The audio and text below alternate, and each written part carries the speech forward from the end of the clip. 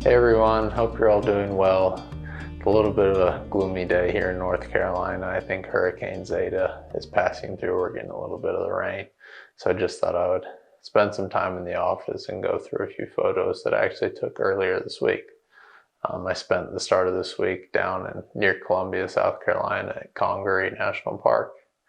It's kind of a very lowland, swampy, old cypress forest kind of area, and it was really unique. It was really fun. I hadn't been there before.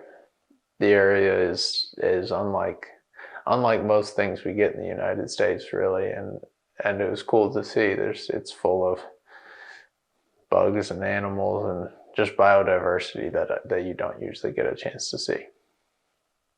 And while I was going through some of these pictures, and I'm actually going to show you one of them here in a minute, but it kind of got me thinking about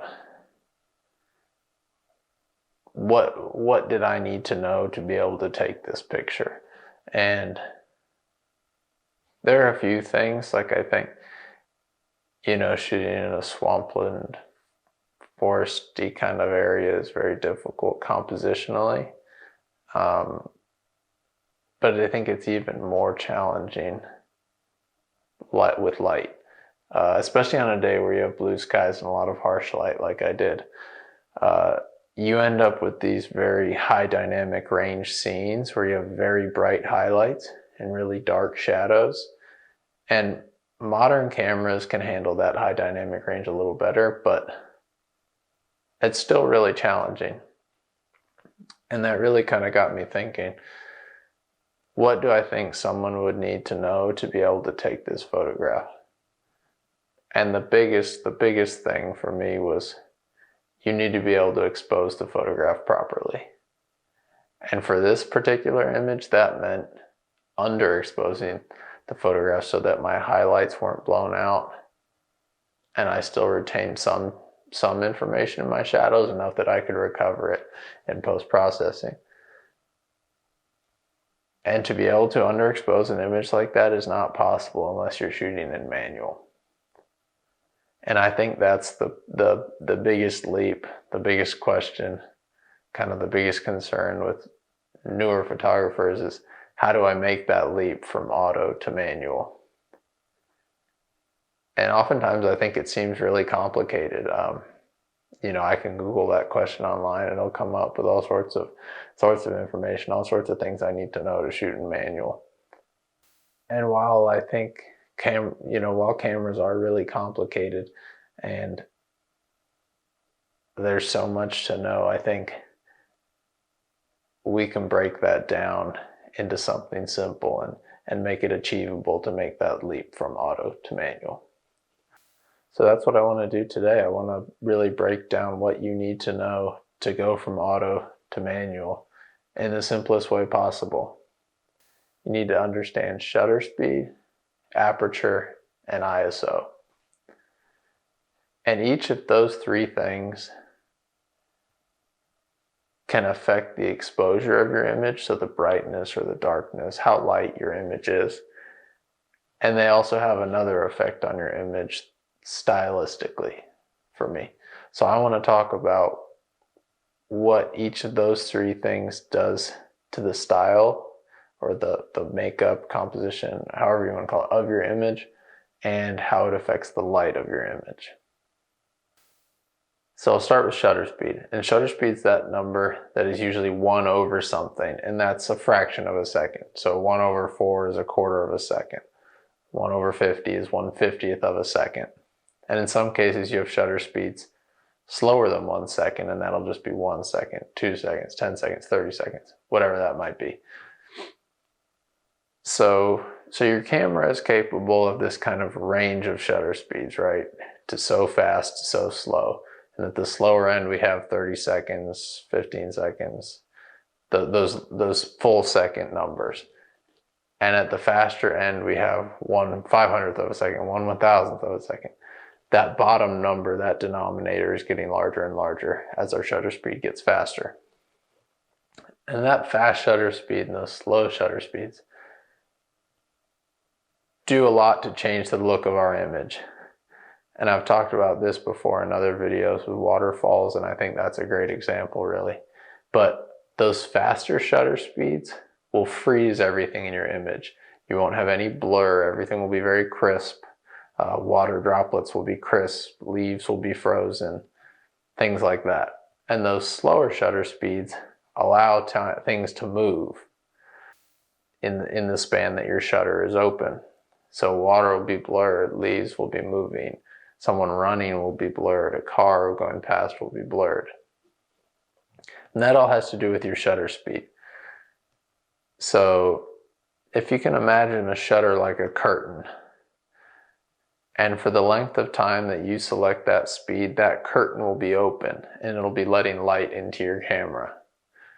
So the longer that curtain is open, the more light we have coming into our camera. So the slower our shutter speed, the brighter our exposure is going to be. So in darker situations, again, if you're in manual mode, darker situations, if you slow that shutter speed down, you're going to brighten your exposure. And the opposite is true for those faster shutter speeds. So kind of to recap shutter speed, we have freezing the motion in the image. Faster shutters will freeze motion, slower shutters will blur motion.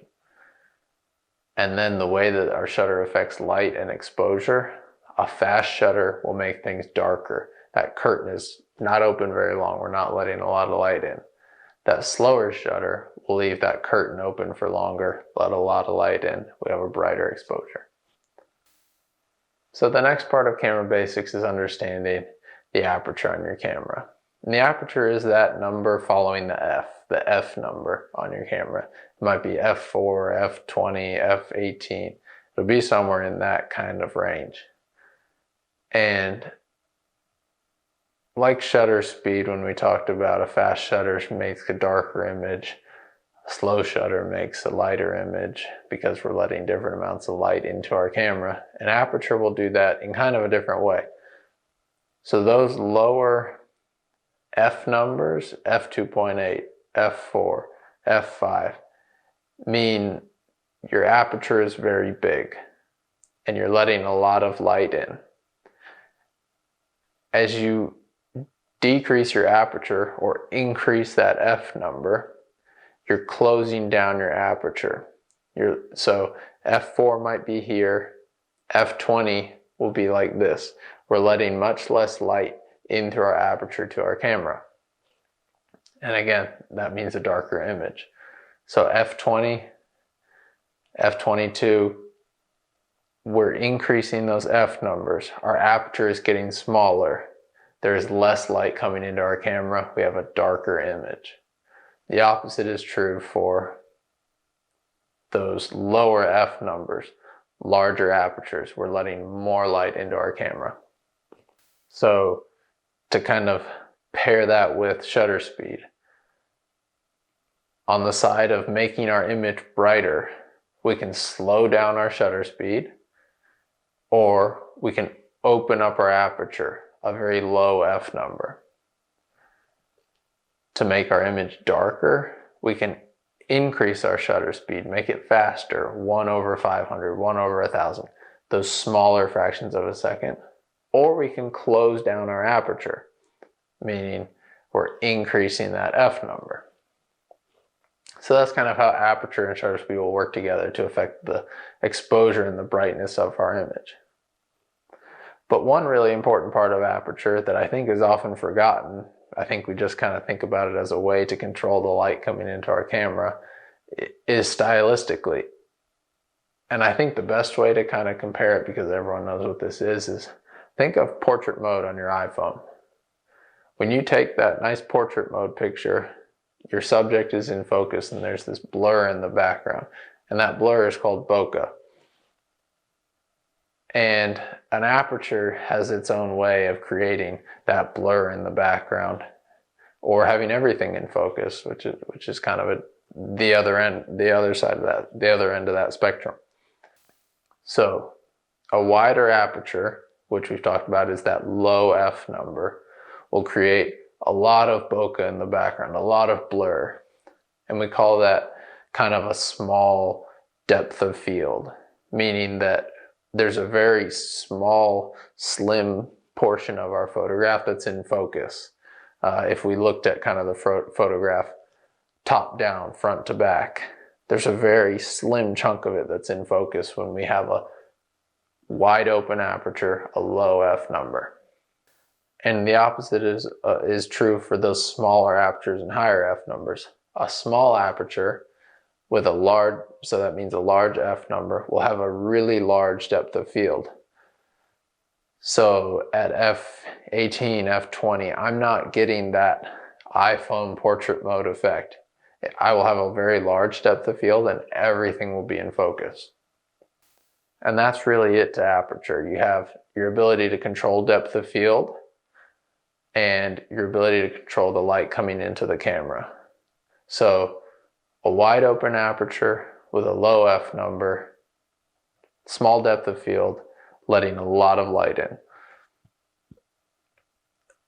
A larger f number, closed down aperture, means a larger depth of field, not letting a lot of light into your camera. And the third and final part of these camera basics is understanding your camera's ISO. And I like to think of ISO as kind of your camera's sensitivity to light. And by that I mean at certain ISOs, our camera will be like, whoa, that's a really bright light kind of thing. And that's kind of how I think about it. So a lower ISO decreases our camera sensitivity to light. So that might be ISO 100, ISO 50, ISO 150. That would be a low ISO. And when we decrease our camera sensitivity to light, our image is darker, our exposure is darker. And the opposite is true for high ISO. So an ISO around 2000, 3200, 6400, those are what I would call high ISOs. Our camera is going to be like, whoa, that's a really bright light. And our exposure is much brighter. So we've increased our camera sensitivity to light. So, and to tie that into kind of how it works with shutter speed and aperture, I'll first kind of run through how we make our image brighter. So we can increase the exposure of our image, make our image brighter by slowing down our shutter speed, opening up our aperture, which is a low f number, or increasing our ISO, ISO 2000, ISO 3200, things like that.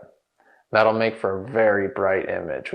Those are the three ways we can up our exposure, make things brighter. We can do the opposite to decrease our exposure, make things darker, and that would be a fast shutter speed, a closed down aperture, which is a high f number, or a low ISO, ISO 50, ISO 64, ISO 100. And those are really the three elements of our camera that change our exposure. ISO is different than shutter speed and aperture in that the way it changes things stylistically is usually kind of a good thing or a bad thing. It's not so much as an option. So by that I mean you generally want to shoot at a lower ISO, because as you start to shoot at higher ISOs, you start to introduce kind of this graininess or noise into your photos, and that's not really a good thing. You want to keep things high quality. Imagine a fuzzy TV. That's not, or a fuzzy picture on your TV. That's not what you want. You want that crisp, clear image. And there are times that you might want things to look a little fuzzy or a little grainy, and just for the look. But generally, you want things high quality. You want to keep your ISO low. It's just kind of that last ditch resort. Like, how can I change the exposure of my image? And I can just make my camera more sensitive to light. And that's how you should really use ISO. So to kind of wrap it all up, that's really the three things you need to know to take your camera off of auto and put it in manual. You need to understand your shutter speed, you need to understand your aperture, and you need to understand your ISO.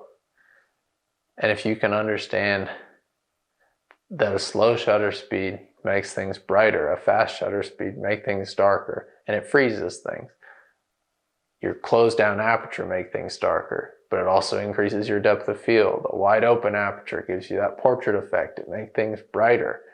Your ISO, you can bump it up, make your camera more sensitive to that light. Or you can lower it and crisp everything up, but it'll make a darker image. If you can understand those three things and really simplify those things to yourself, there's no reason you can't take your camera out of auto and put it in manual. And that opens up all sorts of creative opportunities for yourself to really create your own style in your photography and in your editing, and really start to create unique creative images. And that's really what you're going for, and what we all strive to do in photography is to stand out. And that means creating unique images, and shooting in manual is the first part of that. You know, selecting those settings and creating your own style out in the field is the first part of creating your unique image. Hopefully you found some of these camera basics useful, and I really do genuinely hope it helps you take your camera out of auto and put it in manual. It just opens up so many doors for you creatively, and it's so much more fun. And if you found any of these camera basics useful, if you could consider hitting that like button and that subscribe button, that would be awesome. But that's really all I have for you this week. I hope you found it useful, and I really do thank you so much for watching this video. And I will see you all again soon. Bye.